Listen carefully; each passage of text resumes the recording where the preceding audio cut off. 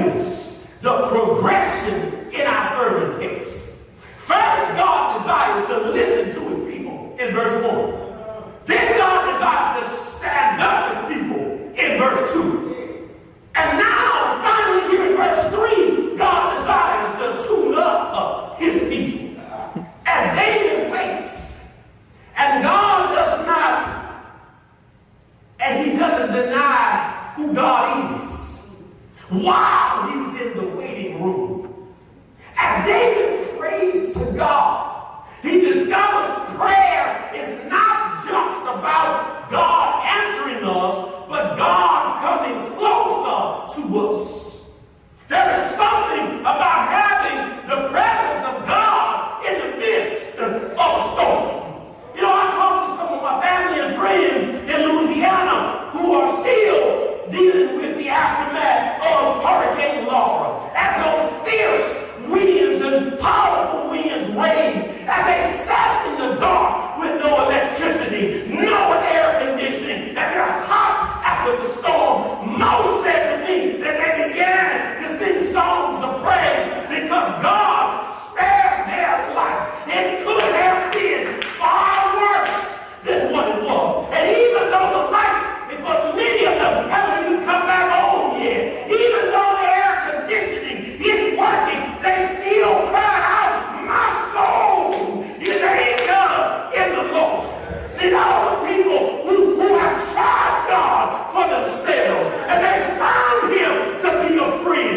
Nobody can make them doubt God, because they know too much about God. They discover he is a friend that sticks closer than a brother.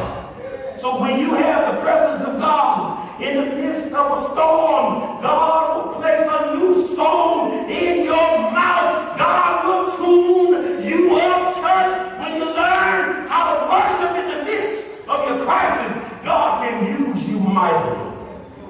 You know, when people see you praising and worshiping God, even though you still in the waiting room, even though you still in the going through phase, that will encourage another person to believe.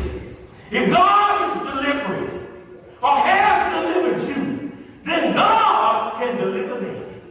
Instead of being bitter and complaining to people, instead of singing the blues, if you cry out to God and then patiently wait on God, God will give you a new song. He'll put it in your mouth. I'll prove that to you biblically. How many of you are familiar with two people named Paul and Silas? I think a few of y'all read about it.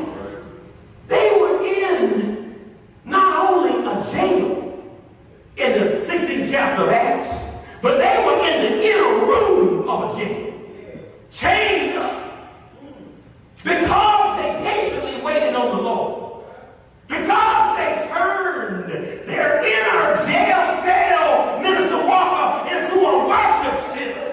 See, sometimes we gotta turn that pity-patty room of ours into a praise and worship room. Instead of complaining, instead of looking at what you do there, start thinking about the one who's able to do exceedingly and abundantly above what you can ask of me. So these boys, Paul and Silas, in the 16th chapter, God decided to tune them up. Yeah, he did. Look at what he did. In Acts 16, verse 25, look at the tune-up process. It says, but at midnight, that's significant in and of itself, because midnight is significant in that it signifies a new start, a new beginning, a change of the day. Yesterday, I might have been down. Yesterday, I might not have had what I needed. But at midnight, something different has happened when I start praising, when I start worshiping the Lord. So at midnight, Paul and Silas, they were praying, they were singing hymns to God. And then it says the prisoners were listening to them. Woo, suddenly there was a great earthquake. So that the foundations of the prisons were shaken.